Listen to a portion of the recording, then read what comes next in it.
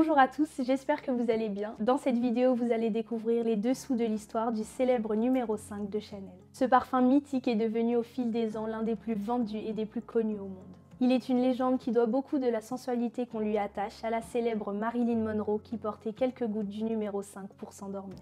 Mais ce parfum raconte aussi l'histoire d'une guerre entre la créatrice et ses associés, les frères Wertheimer. Vous allez voir que cette histoire rassemble des éléments très sombres dans le Paris sous l'occupation.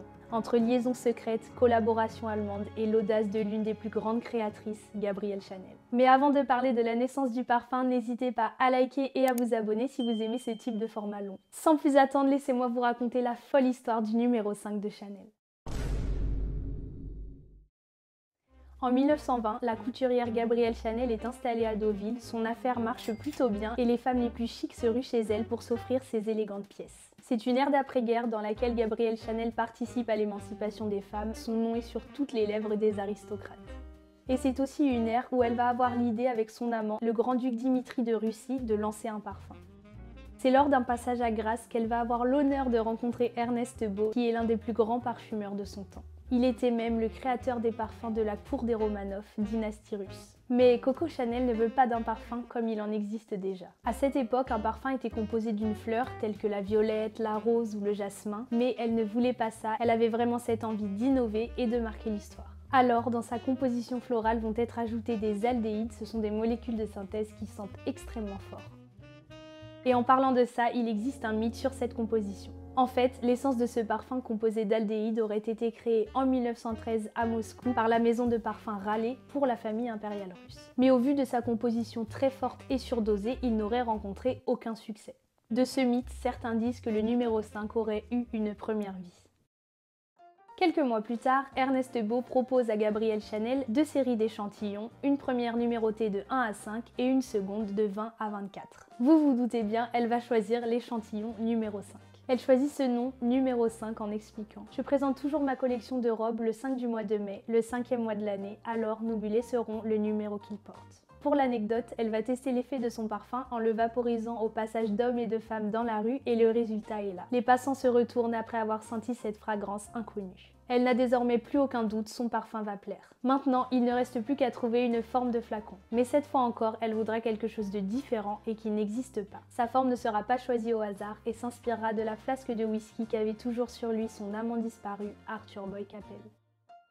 Tout est enfin prêt et Coco Chanel demande enfin le lancement de la production du parfum. Il faut savoir qu'à ce moment-là, la créatrice n'envisageait en fait pas de le vendre mais plutôt de l'offrir à ses fidèles clientes comme cadeau. Mais au vu de son succès, elle a décidé de le commercialiser avec son nom dessus. C'est important de le préciser pour la suite. En 1921, le numéro 5 est présenté pour la toute première fois dans la boutique rue Cambon. Coco Chanel aimait dire à ses clientes « Vaporisez ce parfum sur tous les endroits où vous risquez d'être embrassés ».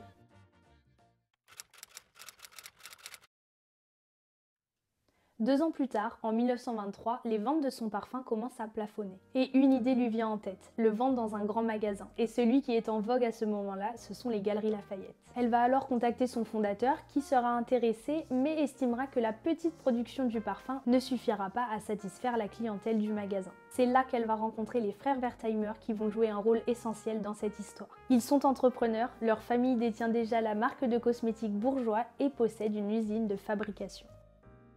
Grâce à cet accord signé en 1924, le parfum pourra être produit en un plus grand nombre. C'est la naissance de la Société des parfums Chanel. Retenez bien ici que ces associés ont désormais le droit de produire et commercialiser le numéro 5 et qu'ils possèdent 70% des parts de la société. Le fondateur des Galeries Lafayette avait lui 20% et Gabrielle Chanel seulement 10%. Les frères Wertheimer gèrent tout. Ils investissent dans l'usine pour adapter la production, le fabriquent et assurent la distribution du parfum dans toute l'Europe. Et en 1929, il devient le parfum le plus vendu au monde et Coco Chanel est riche. Elle s'installe au Ritz, situé place Vendôme, non loin de sa boutique.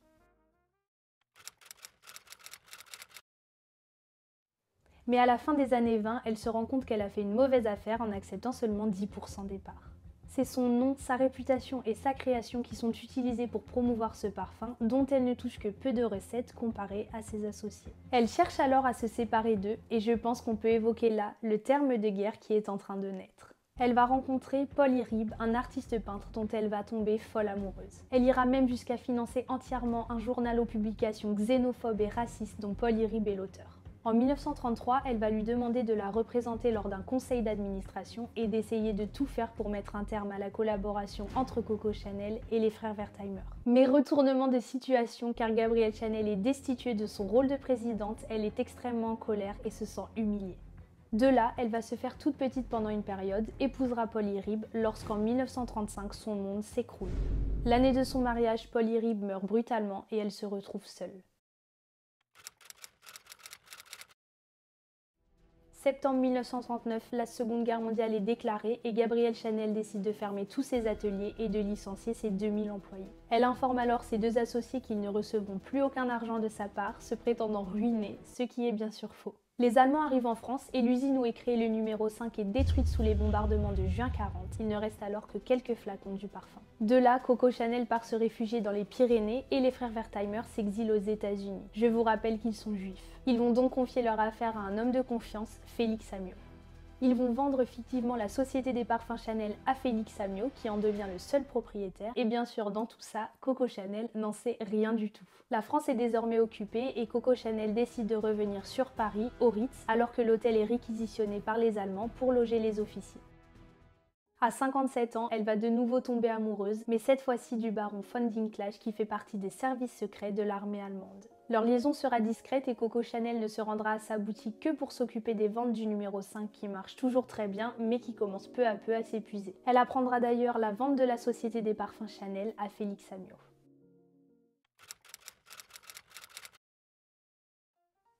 Les frères Wertheimer arrivent à New York après 2 mois de voyage. Ils doivent reprendre leurs affaires rapidement et décident de créer une société pour exploiter le numéro 5 en Amérique. Mais avec la guerre, les matières premières qui composent le parfum sont difficiles à trouver et la production du parfum dépend principalement du jasmin de Grasse. Et vous allez me dire, mais il y en a partout du jasmin. Mais non, car il est montré que ce jasmin n'a rien à voir avec les autres et c'est celui-là qu'il faut pour le numéro 5.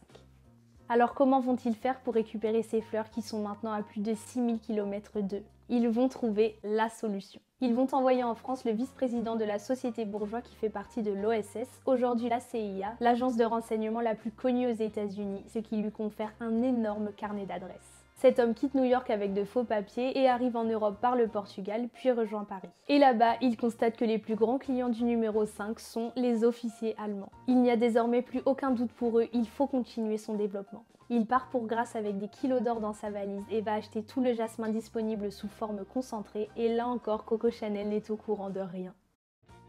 En 1941, il est de retour à New York avec 300 kg de concentré de jasmin et la production peut désormais reprendre. C'est 350 000 flacons qui vont être fabriqués puis vendus dans les grands magasins et dans les bases militaires. Et le parfum était tellement populaire que les soldats faisaient la queue devant les boutiques. Et là, Coco Chanel apprend que son parfum est commercialisé aux États-Unis. Elle est folle de rage. Sa composition est inimitable, alors elle pense que c'est une pâle copie, sans imaginer que ses ex-associés aient pu se procurer le précieux jasmin de Grasse. Elle va alors mobiliser son amant et ses connaissances parisiennes, dont le commissaire général aux questions juives et l'ambassadeur d'Hitler à Paris. Elle veut se venger.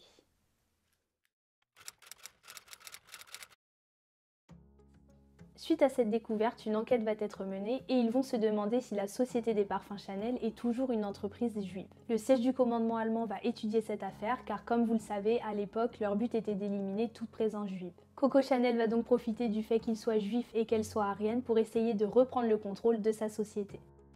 Félix Amiot va alors être convoqué en tant que propriétaire de la Société des parfums Chanel pour répondre aux accusations prétendant qu'il représente de manière cachée les frères Wertheimer. Et coup de maître, il va ressortir libre de son interrogatoire. Mais finalement, après quelques recherches approfondies, il va être annoncé que la société est toujours juive. Résultat, ça s'annonce très mal pour eux et c'est un triomphe pour Coco Chanel. Cette fois-ci, coup de théâtre. Félix Amiot est un homme d'affaires fort habile ayant un grand réseau, notamment à Berlin où il connaît des Allemands. Et figurez-vous qu'il va réussir à renverser la situation. Septembre 1941, il est confirmé que la Société des parfums Chanel a bien été aryanisée et qu'elle n'est plus juive. C'est un échec retentissant pour la couturière.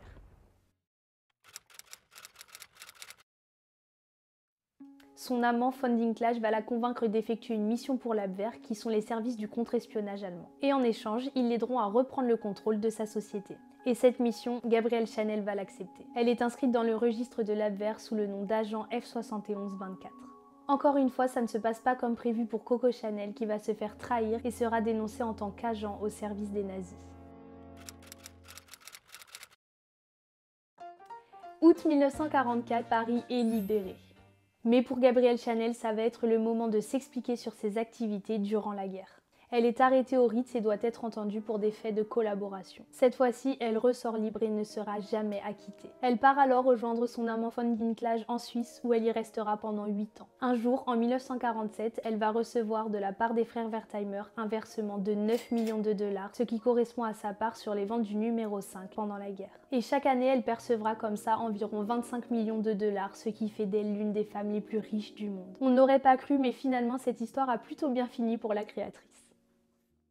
Nous arrivons à la fin de cette vidéo, j'espère qu'elle vous aura plu. C'est une histoire que j'ai adoré creuser et découvrir de manière si détaillée. J'espère vous aussi que vous aurez appris des choses à travers tous ces retournements de situation. Et d'ailleurs, pour ceux qui ne savent pas, la famille Wertheimer est aujourd'hui encore propriétaire de la société Chanel. N'hésitez pas à me faire vos retours en commentaire. Je vous dis à bientôt, bye!